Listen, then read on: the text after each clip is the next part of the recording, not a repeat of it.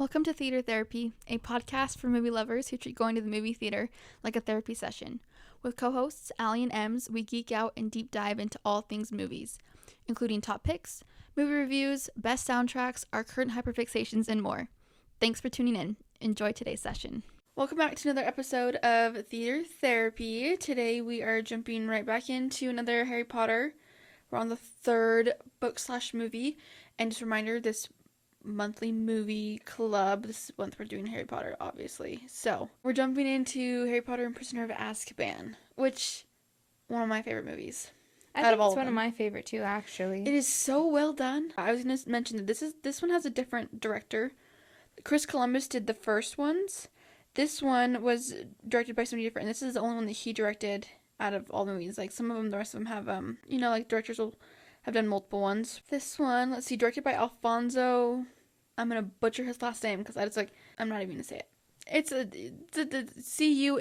Cuaron. And the screenplay was by Steve Kloves. I know, this one is directed really well. I do have a lot of fun with the time traveling aspects. And whenever you do it, like a time traveling movie or book, and you're taking the characters back to a time where they've already been and they're following themselves, I love seeing like the little moments, like, when Hermione threw the stone, and you see it play out the first time around, and you see her pick up a stone, like, why did the stone come through? And then you see her in her time-traveled self, see the stone, realize what happened, throw the stone. I love those type of moments, like the overlap and kind of the play between both, and like it makes and how things happen. Yeah, and like her howling for the werewolf or whatever. Yeah. I love those type of moments. Which I will say, like, when you watch the movie and you've seen it multiple times, right, you can tell that the howling is Hermione. Yeah. In the first time, I remember the first time I watched that movie, though, and I remember, like, I heard the howl, but I didn't think it was Hermione, right? Because I wasn't thinking about it being Hermione. You don't I remember the first time I watched that movie, because I waited to watch them until I was older, because I was kind of a chicken when I was younger when it came to movies. True. But I remember watching them for the first time, and I remember thinking, when we were watching it, and, like, they did the whole time travel thing, I was like, oh my gosh, this makes so much sense, because the howl, the rocks, the Patronus, everything that made a lot more sense. Right. And, like, I like that they put those little Easter egg, like, hints of, like, foreshadowing in there. It made it really cool. Yeah, I think it's done very well. So, it is very different from the book, though. This is the movie that's most known, that's, like, that's most different from the book. Which I could see that. That being said, I still feel like they did a pretty good job for the most part. It's funny, though, it's the one that's most different from the books, but it's also one of the most favorite movies out of the franchise, if you ask fans. I just feel like they took the basis of the book, made it make more sense, made the time flying. Yeah, the time flying. Time traveling? The timeline. Oh. Because the book's timeline is much more drawn out, and you get a lot of... Well, that's the case with all the books, though. With all the books, you see... You see Christmas, you see... Halloween, you see Easter, you see a lot more holidays where they leave. Which I like that they obviously speed that up for the book. And we take out, for the movie, and we take out some of the, like, less necessary scenes, but they also did take out some necessary moments. I feel like that would have just given viewers a bit more I feel like what they take out that I've noticed, and I noticed this when I read all the books last year too, and I do think it helped make the movies better. I mean, obviously, in a movie, you can't have too much of them going to class where it's boring. Right. Because, like, in the books, you do get a lot more class content, which is fun when you're reading it, because it's fun to see, like, the charms. It builds the world like they a get, bit like, more. charms class with Flitwick. They get a lot more, Well, in the book, in this one, they're supposed to go to a transfiguration class with McGonagall, which they don't go to in the movie. No, they go to that one, and they learn about Animagus there. Yeah. And they go to a lot more classes with Trelawney.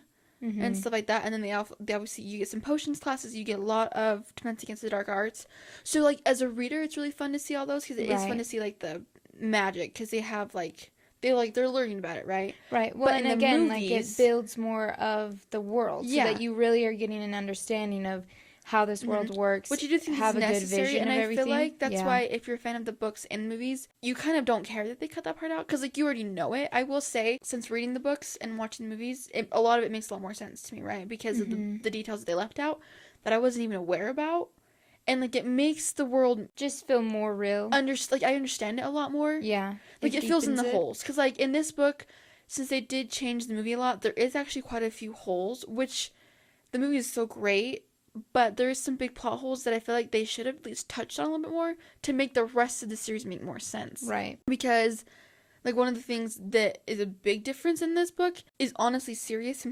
himself. Yeah. The whole thing around Sirius, kind of, much as it pains me to say, isn't done well in this movie. Because, in the sense of, like, how much information you're given on what actually happened. Right. You never learn the full story. At all. And you never learn it at all in the whole series. Like, they don't touch on it very much. Like, he was supposed to be Secret Keeper under a Fidelius charm. They don't even talk about the Fidelius charm. And, like, it's and not so mentioned at all. it doesn't, like, connect as much. That being said, obviously the movie's still really good. Right. I just feel like it could have, There's a few added details. in just a few more dialogue moments or a few more story building moments just to lead up for the rest of the book. Because you, like, learn in the movie, you don't learn that, like, Padfoot, Mooney, Wormtail, and Prongs. Like, you don't learn that those are the names Oranges. of Sirius and all of them. And you don't learn that they're the ones who made the map. But then in the next movie, they start calling, like, Harry even uses Padfoot. Like, he knows at that point. But you don't see him learn that in the movie. No, because versus Lupin, the book you like, do. explains it to him in the book. Mm-hmm. And, yeah, but anybody who hasn't read the book, here's a couple things you might want to know. Because it just makes it more sense. Mm-hmm. Yeah, Lupin, first of all, I love Lupin. He's one of my favorite characters. He is so good. In the book and in the movie. I do think, I mean, obviously they changed something about him in the movie, but, like, I still love Lupin. It just makes me so happy because, like, the heartbreaking part about Harry Potter, obviously, his parents are dead, right? And then, like, he's an orphan. And so, but it's really fun to see in this movie, for the first time, he meets somebody other than, like, Snape and Dumbledore and McGonagall and the Dursleys, who knew his parents and speaks very highly of his dad and his mom. Because Lupin's like, I was best friends with your dad. Yeah. And so, like, he obviously, I think it's really cool to see Harry be, like, so, like, taken care of. Like, Lupin is just, like, he's, like, an uncle or, like, a big brother kind of to Harry. And I really love that. I do love that in this book / movie. Yeah, I think that's a very fun point. And you get that, like, feeling a bit through the movie, but I feel like the book, again, just has more details. Well, just because they have more conversations. Like, he trains him longer on the Patronus Charm than he does in the movie. And in the book, he does not succeed on his first or second try. No, he doesn't succeed until he's in the Quidditch match. I think it's the Ravenclaw game. Mm-hmm. But you don't see that game in the movie. I know, that's one thing I'm really mad about in the movies, which I get for logistical reasons. You can't have a lot of Quidditch, but, like, the Quidditch games are really fun. And there's, like... Because every year you pretty much see the whole... I mean, they're trying to win the House Cup, right? And so they play against each of the houses. And that's not even, like, a storyline at all in the movie. They don't care about the House Cup. You don't really know that's a thing. The only one you see them win the House Cup in is the 6th one. Yeah. Because it's when Ron's on the team. Mm-hmm. And so that's not really a thing at all in this one. Quidditch is a huge part of the plot because you follow Harry a lot through his training too in this one too. Like, they train, and then his obviously when the Dementors attack him in that game against Hufflepuff. Why did that sound weird? Yeah, it's Hufflepuff. Why did that sound weird to me though? Yeah, Hufflepuff. And his broom gets broken. He has to borrow one from the school, if I remember right. Mm-hmm. And then he gets then he gets sent the firebolt on Christmas. Yeah. From supposedly Sirius. At this point, he hasn't really met Sirius. No. He still thinks he's just some crazy guy trying to kill him. And Hermione and McGonagall both suspect. Yeah, that Sirius gave it. And so then he doesn't get the firebolt back for, like, 3 months. For a while, yeah. So, anyways, I feel like Quidditch it would be fun to see more Quidditch, but I get why they don't. I know. That's it's logistical. Big budget to have That's why, like, much. in the new TV show, if they make the TV show, like, they better include that storyline because... some more Quidditch games. Because it's a big part of Harry's personality, though, because throughout all the books, you really see, when you're in his head, you see him, like, how much he loves Quidditch. Mm-hmm. Something to point out is that in this one, there's even more Quidditch games. You see the game against each of the houses. Mm-hmm. Which... Because Draco's in it. Right, he's a seeker and all that stuff for the... In seeing those games, that's the first time you're introduced to... Cho Chang and... Cedric's the seeker on Hufflepuff's team. Yeah. Cho... Is she the seeker? No, I can't remember.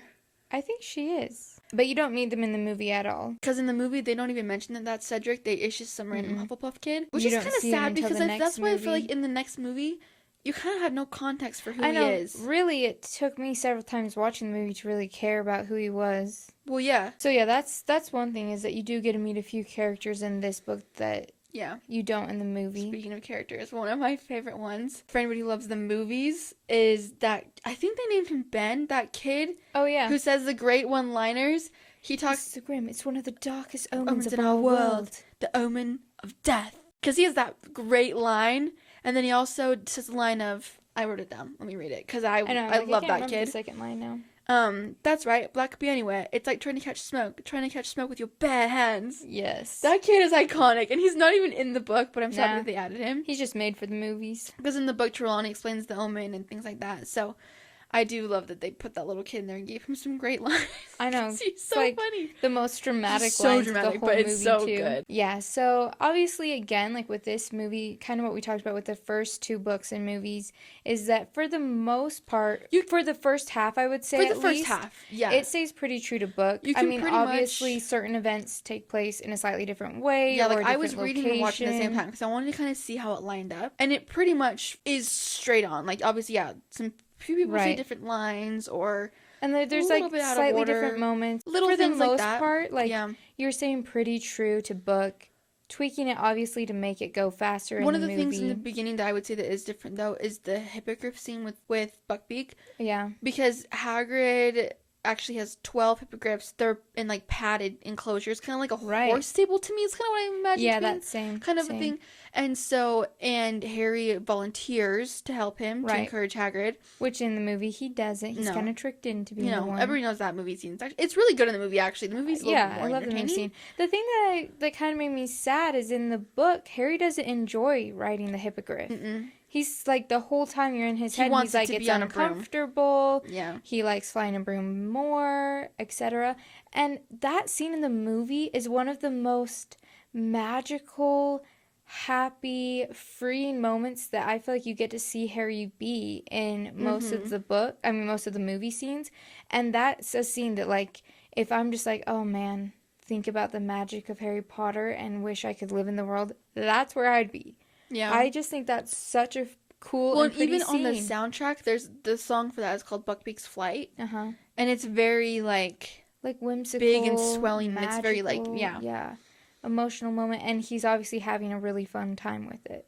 Yeah. I do think it would have been fun to see more hippogriffs and see everybody else kind of interacting with them. I get, again, why they didn't. I mean, I think part of the reason probably they didn't is because I do think that since movies, they had to cut out a lot more content of Harry learning and, like, showing his abilities. In the movies, they had to make him seem more special in certain instances when they could. And so for that sense, like, he bonded with Buckbeak above anybody else, kind of. Because then you see later on when him and Hermione save him, he's able to bow to him again, get him to follow him. Obviously, Hermione helps with the dead ferrets, but, like, you know what I mean? Like, I think they're trying to make it show that he's a little, like, in that sense, he's a little bit more, like, quote-unquote special. Right. Instead of, like, he's able to, like... In the book, after Harry gets back from his flight, everybody is, like, invited to come and bow. Right. And you actually see Draco get paired up with Buckbeak. And he does bow and stuff. And then he insults and then he calls it a great big ugly brute or whatever. And then it hits him. He's like, you're not... So... You know, although you do see in them, like, he does say, it's killed me. It's killed me. Anyways. Oh, yeah, another thing we were going to mention was the sneakoscope, which isn't even ever mentioned in the movies. No. But at the beginning of the book, when Harry's still at home. For his birthday. Yeah, Ron sends him a birthday gift, and it's a sneakoscope, which pretty much is like a little orb, as how they describe it, and it lights up if it's around somebody untrustworthy. And so you actually see it come out a couple more times throughout the book because, like, it falls out of his sock at one point around Scabbers and it freaks out. And I think, it also freaks out on the train. Right before the Dementors come. I think, yeah. Yeah, it's, like, right around there. So it was just kind of cool. Another, like, magical, like, object that we don't see. Yeah, and I just feel like it adds a bit more foreshadowing to the story. Because, like, you don't really pick up on that it's going off around. Like, Scabbers and such. Like, every time it goes off, Ron goes, it's probably broken. But it's like, well, not actually, because it's actually. And I'm like, it was actually a really good foreshadowing moment. One of the funniest things about this movie is Hermione completely gaslighting the crap out of Ron. In the book and in the movies, because he does point it out in both of them. Right. In the book, though, it's even more so. Yeah, so again, we get more foreshadowing. He makes more comments about, like, Hermione, how are you taking all these classes? Yeah. Like, arithmancy and I think divination divination are, like, at the same time. Muggle Science studies. studies, I think, is She's also like, around how the you, same like, time. they're at the same time and you've never missed a class. She goes, oh, Ron, honestly. And, like, she'll just, like, brush him off. How could I be in that many classes at once? And it is I have it so sorted, you know. funny because poor Ron, I think, just thinks he's losing his mind the whole movie. Gaslit the entire book, the entire movie. It's so funny. I will say in the book, at the end, they do explain to him what's Yeah. happened. In the movie, they don't. Hermione and Harry just troll him again for the final time. So that's kind of fun to see even more of that in the book, because you get some in the movie, but not a ton. Again, this is where the character differences come in of, like, in the movie, they did dumb Ron down a little bit. Yeah. Too much for my liking in some parts. Some part you still see his, like, his boyish charm, and he's very just, you know, like, he's just a very, like, happy, nice kid. But sometimes I think they take it a little too far, where they make him, like, on the dumber side. He's not dumb. Ron's not dumb at all. He's smart. He just isn't always, like, picking up on what they're doing or things like that, you know what I mean? And so it does make me sad that, like, that's one of the instances where they don't include Ron, you know what I mean? Yeah, he had been injured and stuff. I think it would have been fun if they had told him at the end.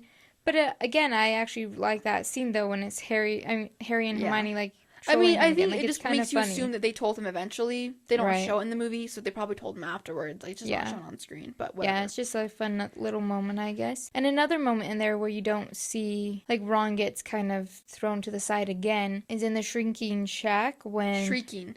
What did I say? Shrinking. It is the shrinking. It's shrieking. It shrieks, not shrinks? I thought it shrinks. Like, you know, gets little? Dude, it's the shrieking shack because they heard screaming. Not shrinking. There's no N in there. It's shrieking. Did you read the book? It says shrieking. I've always just inputted shrinking. No.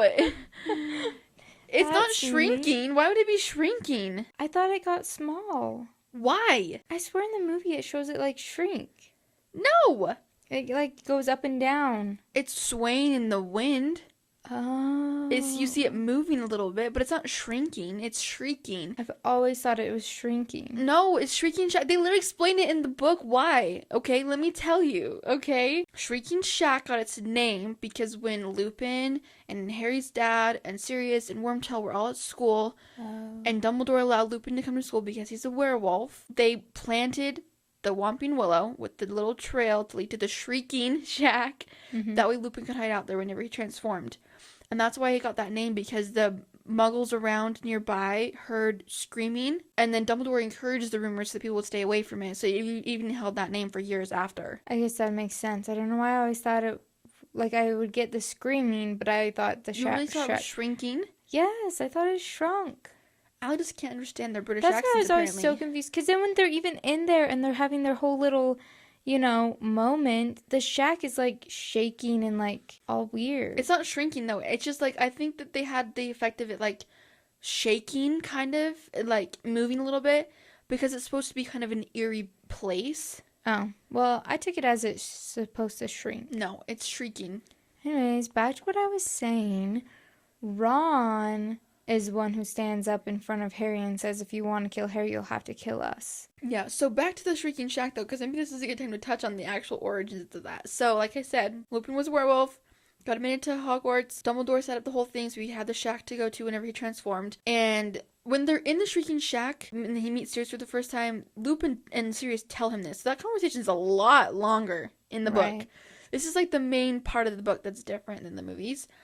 Because they talk a lot more then, and they explain to him kind of what happened, like, when they were in school. James, Sirius, and Wormtail, well, Peter, I guess, noticed Lupin's absence, and then eventually they decided that they wanted to help him, and they became Animagi, which in the book, Hermione mentions the Animagi have to be registered with the Ministry. So technically, they're illegal. Yeah, like, they're illegal Animagi, which is kind of interesting. And so they become Animagi to help him. So I do think that's kind of cool. That, like... Yeah, and they're the Marauders. They're the original Marauders. Okay. Yeah, so that's a cool part in the movie. I mean, which, again, that's not why in I feel the like movie. that's one of the biggest plot holes, I feel like, in this movie. Yeah. That they did miss out on. The movie itself, obviously, is still really good. This movie is, like, a step up from the first two, because, like, the cinematography is on another level and things like that. But there is a big plot hole in the sense that they don't explain that. And so I feel like you kind of don't get the connection as much to Lupin and Sirius and, like, Harry's dad as you would having read the book. Right. Because you understand more, like, oh yeah, and they also explain to him, because the reason Sirius is in jail is because he quote-unquote killed 12 muggles when he attacked Peter. Right. And so they don't ever mention that in the movie. They don't mention that 12 muggles got killed. Yeah. Just Peter. I feel like they wanted to make it less brutal, maybe? I don't know. Just, I don't know why you wouldn't I don't know have if they that would be the mention it, theme. because I feel like that makes it more... Like, it makes more sense. That's why he's this, like, infamous killer. Yeah. Because he killed 13 people, Peter and 12 muggles. Instead of just being, like, so brutally killing Peter, whatever. But yeah, so that's all explained, too, in the book. Yeah, which I just feel like that's why this movie, since it's so different from the book, it's really good. The changes that they made, I feel like, as far as, like, the timeline and the time traveling, it works and it makes sense. But a few of the other things I wish they would have left in so that you got more context for the history behind everything that happened. Because this is the first book I feel like you really get a look into the history of what happened to Harry's parents. Really. Yeah. This is the first book that you really get, like, a lot of details about his parents. And from people that were close to him. To his parents. Yeah, he finally hears about, like, what they were like more at school and things like that, so. Yeah, so I just feel like it would have been nice if they had included maybe just a bit more context to the movie. Yeah. Because that's, like, one of the biggest parts of the movie that is different. So the book has a bit more details and more context about who Wormtail, Padfoot are. And I feel like if they had included that in the movie, it would have made more sense going forward. Because the next book, like we said, next movie already is using those terms and such. But, you know, we lose that and we gain action. Which I am an action girly. I love the action. Which I feel like... bit more with that. That is probably why this movie, though, even though there's some details left out from the book, I think that's probably why it is so highly rated, though, on people's, like, opinions, because it kind of upped the level and ante that the first two movies didn't quite have. I mean, granted, they are older now, right? So you can have a little bit more, like, intense, scary stuff happening, because they're not so young, and so it's not as, like... We've discussed, though, the first two with the really Chamber of Secrets. Actually. They are scary. Yeah. And those are upped from the books, too. So I feel like they're kind of keeping with theme.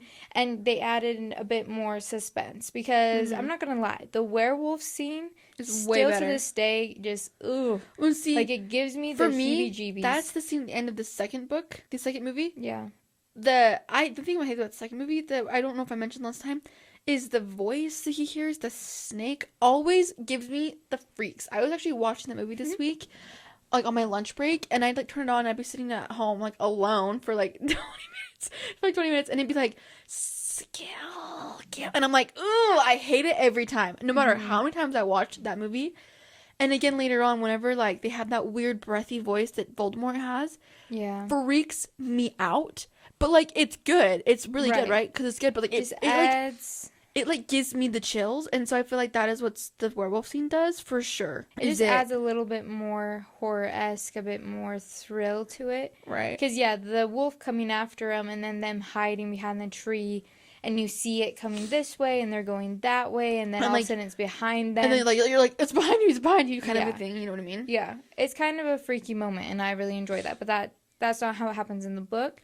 And I like that they changed that for the movie, because it does add more suspense and, like, makes it more interesting, more intriguing and such. And that's kind of one of our biggest, like, action moments of this book. One of the biggest, I would say. Let's talk about that end scene, though, because there are some differences. For one thing, the first go around, Harry and Hermione both follow Sirius to the lake, and they both try to fight off the Dementors. And obviously Hermione can't do Expecto Patronum because she doesn't know how to do that, so she fails. And Harry tries, and he fails, right? And then he sees the stag chase off the... Right, and it, like, legit chases them off. Yeah. And so... And then when he wakes up, obviously, like, he knows that Sirius was taken or whatever. Because the second time around, when he follows Lupin, Hermione stays in Hagrid's hut, and he goes to the lake by himself, and that's when he does the Patronus charm with the stag. And that's when he realizes that it wasn't his dad, it was him, and he says prongs, because he realizes that was his dad's animagi. And that's kind of the moment he realizes that. And so it's weird to me that they've swap-swapped when Hermione's with him. Yeah. But I feel like it makes more sense, though, to be honest. Yeah. Because to me, like, do you get what I'm saying? Like, yeah, I like that it was just him and Sirius. That makes more sense. Well, because, like, why the first go-around, I don't, like, Hermione isn't as I don't know how to explain it, but like we were just watching it and I'm like thinking about it and I was like, I like the conversation in the movie that they have when they're sitting waiting for them to come back out of the tree. The conversation that they show Hermione and Harry having of like, well, he was my dad that I saw. And she's like, Harry, your dad's dead. He goes, I know that. He's like, but I saw the Patronus. And she goes, well, Snape said that only a really powerful wizard could have conjured that. And so I feel like that adds more context for like seeing, than actually seeing Harry make the Patronus. Mm-hmm. You can understand more like. It just makes it more epic too. Well, you understand more like he's powerful. Yeah. He's a good wizard because, like Lupin mentions in the book and in the movie, this is a really hard charm to make. It's above the normal wizarding level. Mm-hmm. So not a lot of wizards can even make that charm. And so you see Harry really shine. He's a 13-year-old kid. Yeah. And he makes a full Patronus. And he fights off like thousands of Dementors. Not thousands, like 50 maybe. Yeah. I don't know. Not many there is. It is one of the first and few times that we see Harry at his full potential. Mm-hmm. Using a very powerful spell. Yeah. And doing it very well. So I really appreciate that moment. I think it's a very well done moment. And I think it's cool because something that they do, I can't remember if she says this in the book, but I know that in the movie, Hermione says it in Order of the Phoenix when Harry's mentioning to Dumbledore's army when they're going to do the whole training session, I can teach you how to make a Patronus. And Dean goes, blimey, Harry, I didn't know you could do that. And Hermione goes, I've seen it. Mm-hmm. Because in the movies, right, she did see him make the Patronus charm. In the books, I can't remember if that conversation ever happens. I don't think it does. Probably when we get to Order of the Phoenix, I'll see if I remember me saying this and I'll mention it. Because I feel like when I read the books, I remember being like, this doesn't happen. Because she obviously doesn't see him make the Patronus because she wasn't there. Yeah, so that's something I feel like the movie handled a bit better. It's good because then Hermione can attest to how strong Harry actually is. Yeah. And again, like you said, since we don't see Harry learning a ton of magic in other ways, that's a moment that really shows just how powerful he is. Because since you're not seeing him learn stuff in like a practical way, you're just seeing him apply it in the real world in his real instances where he's always getting attacked by people. Yeah. And so it's kind of cool because like you can see him use it versus just learning how to use it. So yeah, which I do feel like this is something I wanted to talk about, that the movie uses a bit more magic than the books do. Yeah. Because in just small instances even with like the first one, when Hermione meets him for the first time, she fixes his glasses, which she doesn't do in the book. Well, because magic isn't allowed for like they're not supposed to do magic outside of school. And this book starts with a very magical, fun scene. I love the music in this opening. And the opening scene, and then you see Harry, like... Well, it's cool that they use, like, the sound of his wand. The intro to this one is one of my favorite intros.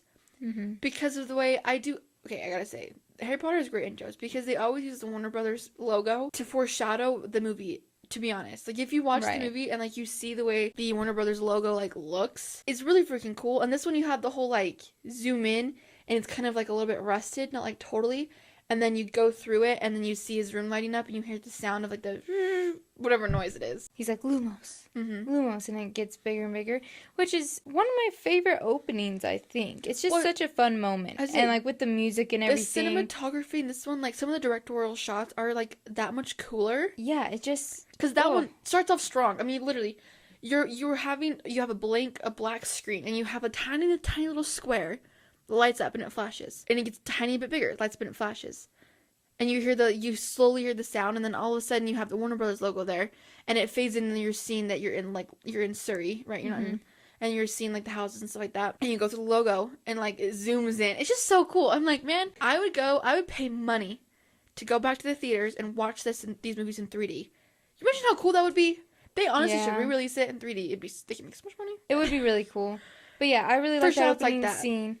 And that's not how it happens in the book, obviously. He's using a flashlight like a boring muggle to do his homework instead of the wand, which sticks with the whole magic being illegal for underage wizards to be using outside of school, which I like that they added into the movie, but at the same time, it does give a little bit of plot holes. Yeah, little discrepancies, because, like, he doesn't get in trouble for that, but then he could get in trouble more for blowing up Marge, which I guess is, like, a larger scale.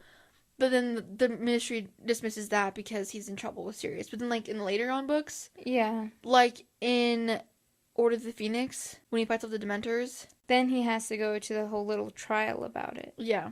So, you know, it is what it is. Some discrepancies, yeah. I enjoy seeing more magic, though, because, you know... Well, this is supposed to be a magical book, so... magical experience. And then, like, as a viewer, you want to see the magic because it makes it more fun, more entertaining to see it, like, come to life. Which magic that they didn't include Quidditch. is... I was gonna say Quidditch. We've already talked about I know, that. this thing that bugs me.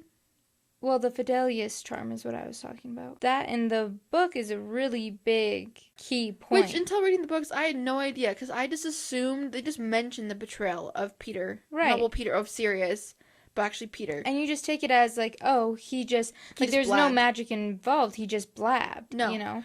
But yeah, in the book, they explained the Fidelius charm, which is really kind of cool, actually. Mm-hmm. Which is pretty much, if you ever read the book, Harry's parents, James and Lily, right? They knew that Voldemort was going to come after them. Mm-hmm. Which later on we'll talk about more how they knew that, because it's kind of cool when you find out more later on. Right. But they knew he was going to come after them, so they were going to make a Fidelius charm, which pretty much is a charm that you have a secret keeper, and unless they reveal the secret, then whoever's under that charm is, like, hidden. So, like, Voldemort could be, like, on top of them and not even see them unless the secret keeper breaks the spell. And it was supposed to be Sirius, but at the last moment he told them to change it to Peter, because Voldemort was probably going to come to Sirius because he's the obvious choice. The obvious choice. But then he had him switch to Peter, but Peter was too weak, and obviously what happens. Which is why Sirius still takes the blame, though, for James and Lily's death, because he told him to change. And so then he actually went to James and Lily's house when he found out what happened, and he was going to get Harry, but Hagrid got to there first, and James was like, give me the baby, and Hagrid's like, no! Yeah. And all that stuff. But, yeah, they don't even mention that in the movie. I know, so I just feel like that would have added some more magic, more intrigue. Well, and it's more serious, too. It makes the whole situation feel a lot more... It just adds a lot more context to it, really. Well, because, like, instead of just having it be like, oh, like, Sirius went and he was with Voldemort and he found them and he killed them. Yeah. And then he killed Peter or whatever.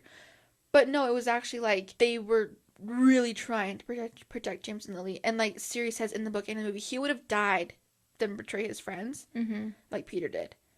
And so that's something I feel like they could have included. Plus, I think it goes to show, too, like, how good of friends they all were. Mm-hmm. Like, Sirius was really trying, like, I mean, for heaven's sakes, James is his best man. He's the godfather of Harry. Right. He seriously would have died than give away the secret and have them get killed, because he was he was their best friend. He would have done anything to protect them. And so I feel like it gives it more meaning. Right, and no wonder he's acting so crazy when Harry first meets him in the shrieking shack, because he's lived with this regret and, like, for 12 years. Guilt for 12 years, and has just thought that, there's no way that anybody will ever believe him, because Peter was supposedly dead and things like that. Yeah. Even though the book has a lot more differences than the movie still holds up so good. I mean, a couple of other shots I wanted to mention before we wrap up of, like, the cinematography of it. Oh my gosh, I can't say the word today. Is when they have the Boggart lesson, and you first are, like, looking at the kids through, like, the mirror glass, kind of. Mm-hmm. And, like, it zooms in and then it opens up the classroom. It's one of those cool shots where it's, like, a transition thing. Like, you're, like, looking through it, and I'm like, that is just so cool. Or towards the end, when you go through the clock tower again. Like, I love those, like, panning shots where, like, you kind of, like, go through something. I think those are so cool. Yeah. Yeah, I think the cinematography, the directing, everything's done very well in this movie. Music, obviously, so good. This is also when it switches, just if you've seen the Harry Potter reunion video, I remember them talking about this, is that in this movie especially, it's when the director, whoever it was like, you guys, like, we're not gonna get you all dressed perfectly in your outfits anymore. Yeah. Just dress how you would dress. Mm-hmm. And it just, like, adds such a fun little... Specifically in the Hippogriff scene. Yeah. That's one of the ones where they had Slytherin and Gryffindor, right? Mm-hmm. And they were in their lesson. And, like, all the kids are just wearing their outfit how they would wear it, which I feel like does add a layer to the characters. Right, yeah. All of a sudden it makes it way more interesting and real feeling. Because really, like they said in that little interview, what kid is going to be perfectly tucking in his shirt? None of them. Perfectly, like, pressed lines, straight tie. Mm-hmm. And I love looking at all the little outfit changes, all their little details and stuff. Well, you can see the difference between Draco and Harry, and then even, like, Ron and Harry. And, like, one thing, too, I actually saw a video pop up on my TikTok this week. I think my TikTok just knows we're talking about Harry Potter. But it was one of the wardrobe people from the movie. Mm-hmm. It was, like, an interview from way back when it was coming out, obviously. And she had mentioned that the Slytherins themselves have slightly different costumes anyways. they have, I think it was tie pins they have, and they have rings that they wear. Kind of to showing make that it, it's... like, more old money, more, like, pure blood families, things like that. Even though you don't really notice those things, they just, like, feel a little bit different. Yeah, it just adds, like, little... Which I will say, in that scene especially, I feel like you pointed out in the Hippogriff scene, like, the Slytherins are all kind of more wearing their... They're all wearing their cloaks for the most part. At least, like Draco and his friends are wearing their cloaks. Yep. They're a little bit more, like, tucked in and clean, kind of. Yeah, I mean, Draco has on Draco's, a full like, sweater perfect. vest. Yeah. He's very, like... put together. Head to toe, which is very much Draco and his family type thing. Mm-hmm. And Putting together in that contrast very, like, to Harry, image. who's kind of a little... Well, Harry's famously known for having messy hair. So right, so he's just kind of a little chaotic. Yeah. Which just fits their characters very well and gives you more contrast between the two. When I was watching this movie, too, I was thinking about that. And I was noticing how, in that scene, Hermione actually... Her shirt's untucked. If you notice that.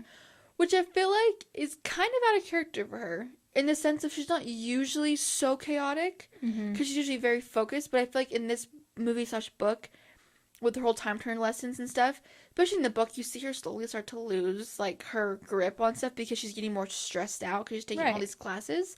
And she's constantly living the same day, running around like crazy. Can you imagine? Honestly, I was thinking about this. Living the same hour. Well, pretty much 3 times? Yeah, because, like, you're taking, if you have, like, 2 classes at the same time in the morning, your morning's going to feel twice as long. Same thing in the afternoon. Your whole day's going to, you're basically living each day twice. So that whole year felt like 2 years to her, probably. I'm like, can you imagine? Well, and they're constantly mentioning, like, Hermione's, like, out of breath or something. Because, like, she's running around this campus like a mad woman. Yeah. Trying to keep up with where she's been so she doesn't, like, run into herself. Where she's supposed to be now. You know, like... So I do feel like her being a bit more chaotically dressed in this movie is very suiting. It's their version of foreshadowing, I feel like. I'm not sure how much thought they put into it, to be honest, but I feel like... But I feel like that's gotta be some Emma Watson stuff, though, too, because she's probably thinking, like, okay, in this movie, in this timeline, Hermione is more chaotic than usual because she's trying to balance having all these classes. And in the end of the book, too, they mentioned that Hermione gave the time turner back to McGonagall because she didn't want to do that again next year. She's in a much more normal load. So I do think that's kind of funny that she did that. Yeah. But yeah, I feel like that is so cool that they use wardrobe and certain, like, the filter in this one's a little bit too. The filter's more like blue and dark. It's a little bit more of a colder filter. The tone is starting to shift and get a bit more serious. I feel like it's more orangey yellow. It's more warmer. At least in the first one, it's much more warmer, I feel like, as far as the tone. Yeah. The second one, you get a little bit colder, but not too much. This one, I feel like there's a shift because all of a sudden, I feel like if you watch the movie, like, most of the shots, well, actually, the whole movie has the same filter, I feel like, but, like, it just feels a little bit more dark. Yeah, just slightly. I feel like we're just another step up. Whereas, like, within the next couple movies, it drops even more. It's hard to choose a favorite one for me of which one is my all-time favorite. Movie? Yeah, but I will say, like, from now on, like, I love the first 2, obviously, but from now on, they just get so much more fun. So, yeah, hopefully you've been enjoying our Harry Potter series so far. Harry Potter. We have lots more in store, so we'll be moving on to the 4th book and movie if you want to get those watched by the next time. The Harry Potter and the Goblet of Fire will be coming out on the 28th of November, wrap up November for us, and then we'll kick off December after that. And next week, tune in for a holiday season watch list. Yes. As usual, find us on all of our platforms. YouTube, TikTok, Instagram. It's all tagged down below. Bye, everything. Yep. Yeah, let us know which your favorite Harry Potter movie is or book if you've read them. And we'll see you next time. Bye.